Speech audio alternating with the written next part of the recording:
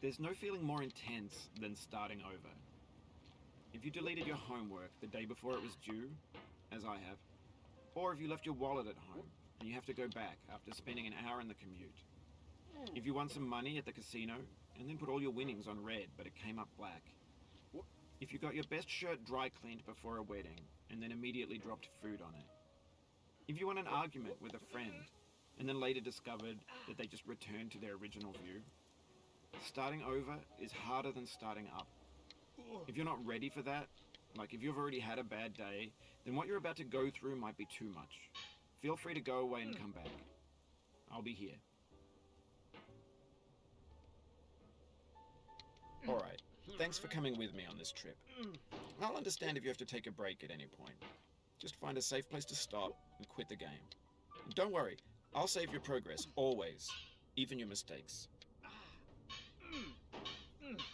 This game is a homage to a free game that came out in 2002, titled Sexy Hiking.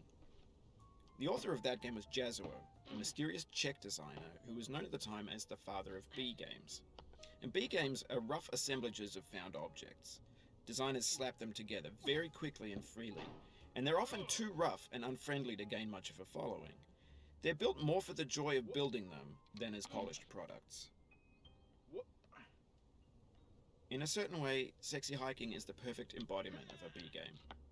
It's built almost entirely out of found and recycled parts, and it's one of the most unusual and unfriendly games of its time. In it, your task is simply to drag yourself up a mountain with a hammer. And that act of climbing, in the digital world or in real life, has certain essential properties that give the game its flavor. No amount of forward progress is guaranteed. Some cliffs are too sheer or too slippery. And the player is constantly, unremittingly in danger of falling and losing everything.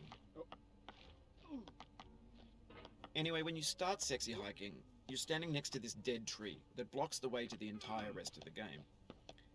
It might take you an hour to get over that tree, and a lot of people never got past it. You prod and you poke at it, exploring the limits of your reach and your strength, trying to find a way up and over. And there's a sense of truth in that lack of compromise. Most obstacles in video game worlds are fake. You can be completely confident in your ability to get through them once you have the correct method or the correct equipment or just by spending enough time. In that sense, every pixelated obstacle in Sexy Hiking is real. The obstacles in Sexy Hiking are unyielding, and that makes the game uniquely frustrating. But I'm not sure Jazuo intended to make a frustrating game. The frustration is just essential to the act of climbing, and it's authentic to the process of building a game about climbing. A funny thing happened to me as I was building this mountain. I'd have an idea for a new obstacle, and I'd build it, test it, and it would usually turn out to be unreasonably hard. But I couldn't bring myself to make it easier.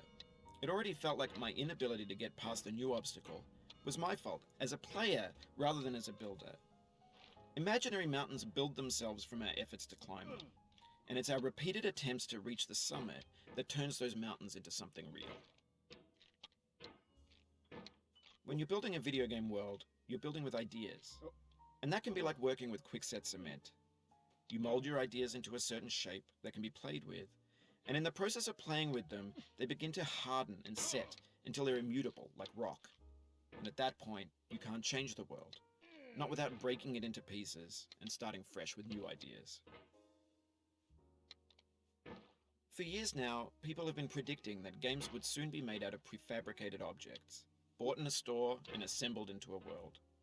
And for the most part, that hasn't happened, because the objects in the stores are trash. I don't mean they look bad or that they're badly made, although a lot of them are. I mean they're trash in the way that food becomes trash as soon as you put it in the sink.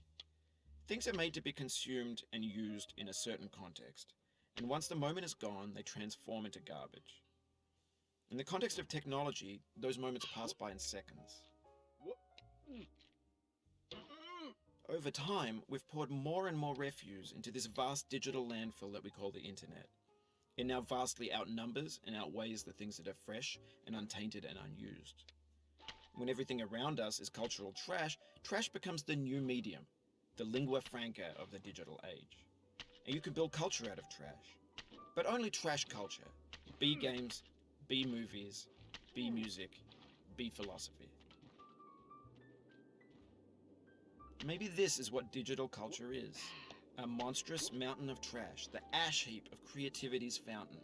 A landfill with everything we ever thought of in it. Grand, infinite, and unsorted.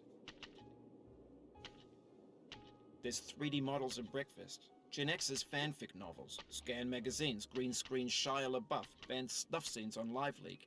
Facebook's got lifelike bots with unbranded adverts and candid shots of Kanye and Taylor Swift mashups, car crash epic failed GIFs, Russian dashcam vids, discussions of McRibs, discarded, forgotten, unrecycled, muddled, rotten, untitled.